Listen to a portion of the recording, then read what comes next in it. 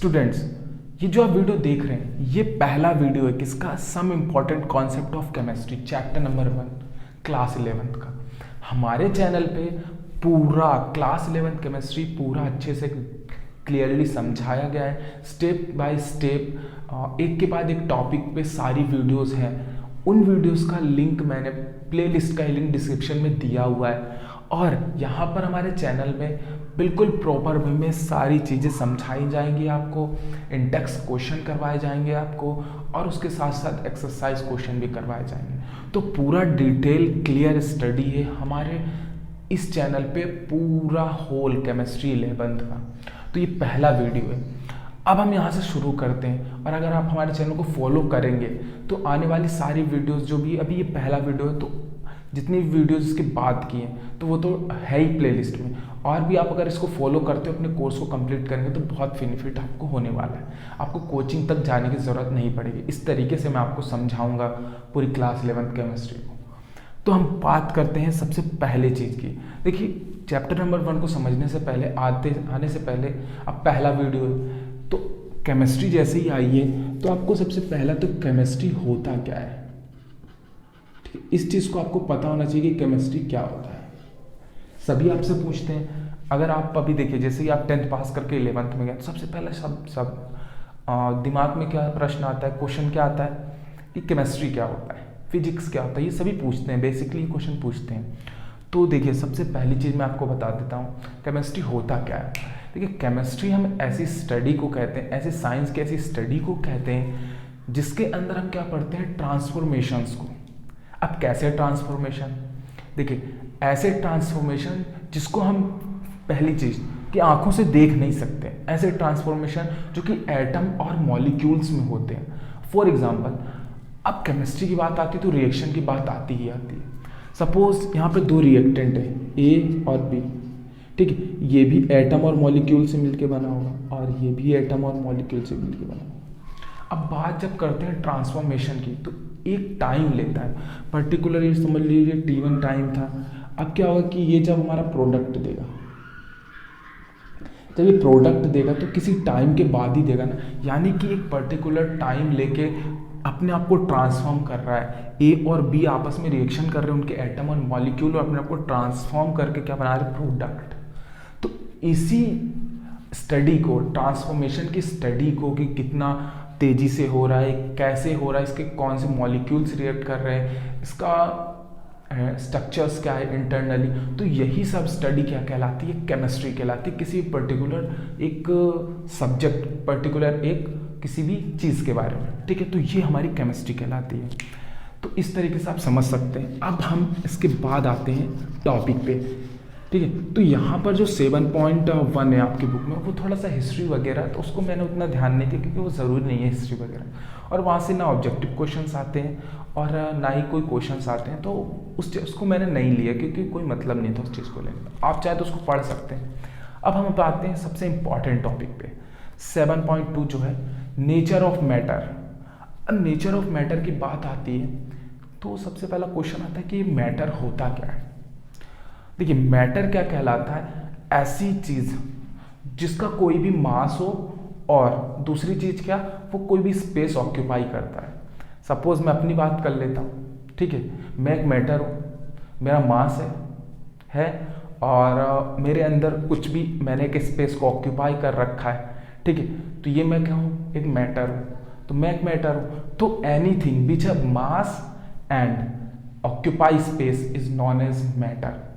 अब बात आ गई है मैटर की, तो अब मैं खुद का एग्जांपल लेके बता देता हूँ। मैटर की बात आने से क्या हुआ कि अब क्वेश्चन आता है कि मैटर्स कितने टाइप के होते हैं, ठीक है, मैटर्स कितने टाइप के होते हैं। और नोट्स की टेंशन मत लीजिए, वीडियो के एंड में मैं स्क्रीन के ऊपर जितने भी नोट्स हैं उसको मैं शो कर दूंगा, तो आप इसकी स्क्रीनशॉट लेके लिख लेना, और अगर आप फॉलो करेंगे तो बहुत आपको मज़ा आने वाला है हमारे चैनल पे आपको केमिस्ट्री पढ़ने में।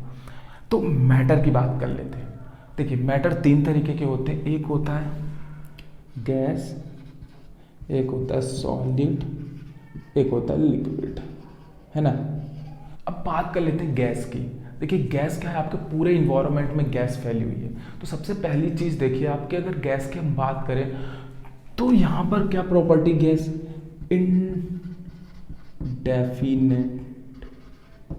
शेप, दूसरी चीज इनडेफिनेट वॉल्यूम, तीसरी चीज ऑक्यूपाई स्पेस। ठीक है, इस तरीके से क्या है कि हमारी गैस जो है फैली हुई है, मतलब उसका कोई भी एक शेप नहीं है, उसका कोई डेफिनेट वॉल्यूम नहीं है, और ऑक्यूपाई स्पेस, इसका मतलब आप कहीं भी देखिए गैस को आप रोक नहीं सकते कहीं भी फैलने से, वो कहीं भी फैल जाती है और स्पेस को ऑक्यूपाई कर लेती है।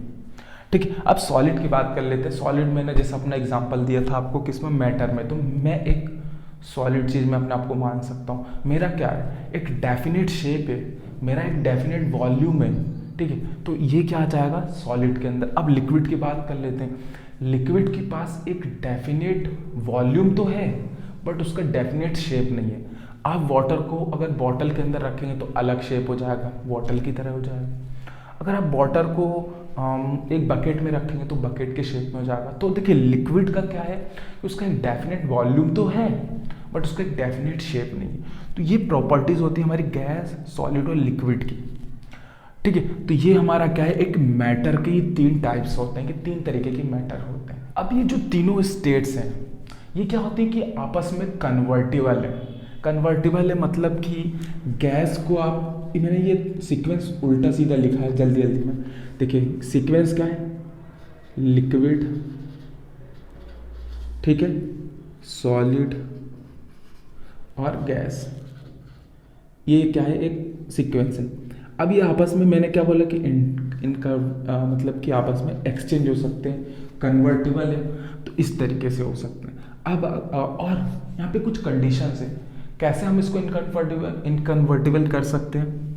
देखिए टेम्परेचर और प्रेशर, अगर हम टेम्परेचर और प्रेशर को चेंज करेंगे तो हम आपस में इन चीज़ों को इंटर कन्वर्ट कर सकते हैं।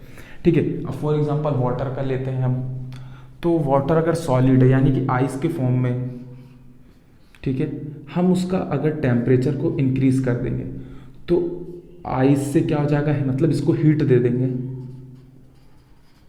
तो आइस से क्या हो जाएगा, वाटर बन जाएगा। ठीक है, और अगर ज़्यादा हीट कर देंगे तो ये गैस के फॉर्म में उड़ने लगेगा।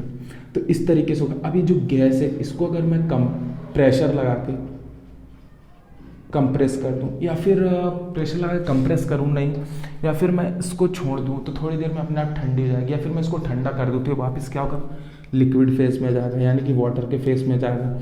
और इसको अगर मैं और ठंडा कर दूं तो ये फिर आइस के फॉर्म में हो जाएगा। तो इस तरीके से क्या है कि ये इंटर कन्वर्टिबल आपस में हो जाते हैं। ये क्या हो गया हमारा मैटर क्या होता है, मैटर की स्टेट कौन कौन सी होती है। अब हम बात कर लेते हैं इंपॉर्टेंट चीज, मैटर का जो है वो क्लासिफिकेशन। तो हम उसको देखते हैं, इसको रफ कर देता हूँ। मैटर के क्लासिफिकेशन का, यहाँ पे क्लासिफिकेशन ट्री बना लेते हैं सबसे पहले जल्दी से। क्लासिफिकेशन ऑफ मैटर, इससे इजी हो जाएगा आपको समझना। देखिए मैटर जो है वो 2 तरीके से क्लासिफाई है। सबसे पहला क्या है, मिक्सचर, और दूसरा क्या है, प्योर सब्सटेंस। अब देखिए मिक्सचर क्या है और प्योर सब्सटेंस क्या है। उसके बाद भी इसके अंदर 2 क्लासिफिकेशन, उसको आगे बढ़ने से पहले आपको क्या पता होना चाहिए, मिक्सचर क्या होता है और प्योर सब्सटेंस क्या होता है। तो मिक्सचर की मैं बात करूँ ना तो सबसे पहले आपके दिमाग में पता है क्या आना चाहिए, आपने नमकीन खाई है, नमकीन तो आपने खाई होगी। तो नमकीन में आप क्या देखते हैं, सेब भी मिक्स रहता है, मूंगफली भी मिक्स रहती है, अलग अलग इंग्रेडिएंट्स में मिक्स रहते हैं। तो एक बहुत ज़्यादा बेस्ट एग्जांपल है किसका, मिक्सचर का बेस्ट एग्जांपल है। उसमें आप क्या देखते हैं कि आप उसमें गिनने नहीं जाते हैं। देखिए आप उसमें गिनने नहीं जाते हैं कि सेब जो डली है और जो मूंगफली डली है और जो भी अलग चीज़ें डली है उनका जो रेशो है वो डेफिनेट है। इसका मतलब कि मैंने 50 ग्राम सेब डाली तो 50 ग्राम हमें यहाँ पे मूंगफली डालनी है। ठीक है, और 50 ग्राम अलग चीज़ है, 50 ग्राम अलग चीज़ है, उनका कंपोजिशन मिला के 100%। ऐसा उसमें कोई भी फिक्स नहीं है, कुछ भी ज़्यादा और कम हो सकता है। सबसे पहली चीज़ मिक्सचर और प्योर सब्सटेंस को यही क्या होता है कि डिफरेंस क्रिएट करती है कि यहाँ पर जो भी चीज़ें होती है उसका कोई डेफिनेट रेशो नहीं होता है। बट प्योर सब्सटेंस के अंदर क्या है कि जो भी वहाँ पर हमारे, देखिए इसमें भी ज़रूरी नहीं है कि मिक्सचर है तो उसमें सिर्फ मिक्सचर में ही बहुत सारे गए अलग अलग एटम और मॉलिक्यूल्स होंगे, यानी कि बहुत सारे कंपोनेंट मिलके मिक्सचर बनाएंगे। प्योर सब्सटेंस में भी क्या होता है कि जब मैं आगे बताऊंगा तो उसमें भी 2 और 3 कंपाउंड या फिर 2 और 3 एटम मिलके यहाँ पर प्योर सब्सटेंस को बनाएंगे। बट वहाँ पे दोनों में अंतर क्या आएगा कि इसमें डेफिनेट रेशो में होगा, इसमें डेफिनेट रेशो में नहीं होगा। अब यही क्या कहलाता है, मिक्सचर और प्योर सब्सटेंस, यही दोनों में डिफरेंस क्रिएट करता है। अब मैं बात कर लेता हूँ इसके टाइप्स की। तो मिक्सचर हमें 2 टाइप्स के होते हैं, एक होमोजीनियस मिक्सचर और दूसरा क्या होता है, हेट्रोजीनियस मिक्सचर। ठीक उसी तरीके से प्योर सब्सटेंस है, एक प्योर सब्सटेंस पे देखिए एक होता है एलिमेंट और दूसरा क्या कहलाता है, कंपाउंड। ठीक है, तो अब यहाँ पर समझते हैं पहले कि होमोजीनियस मिक्सचर क्या है और हेट्रोजीनियस मिक्सचर होता क्या है। होमोजीनियस मिक्सचर और हेट्रोजीनियस मिक्सचर में 2 डिफरेंस सबसे बड़ा ये है कि होमोजीनियस मिक्सचर को अगर आपने देखिए मिक्सचर को बनाया, सपोज शुगर लिया, वाटर लिया, दोनों को मिक्स किया, घोल दिया, हमें नहीं, अब आप वाटर को देखेंगे घोलने के बाद तो उसमें अगर शुगर नहीं दिख रही है, देखिए शुगर नहीं दिख रही है, तो इसका मतलब क्या हो रहा है कि वो क्या है, होमोजीनियस मिक्सचर है। मिक्सचर तो है बट वहाँ पे हम अपनी आंखों से देख नहीं पा रहे हैं कि वहाँ पे हमने वाटर के अंदर शुगर मिलाया भी कि नहीं मिलाया, वो आपको नहीं पता है। देखिए अगर मिलाया, दूसरे ने मिलाया, उसने आपसे पूछा कि इसमें मैंने क्या मिलाया है, कुछ दिख रहा है आपको, शक्कर मिलाया, नमक मिलाया, कुछ और मिलाया, तो वहाँ पे आप नहीं पहचान पाएंगे फिजिकली। तो उसी चीज़ को क्या कहलाएंगे हम, होमोजीनियस मिक्सचर। अब हेट्रोजीनियस मिक्सचर की बात कर लेते हैं।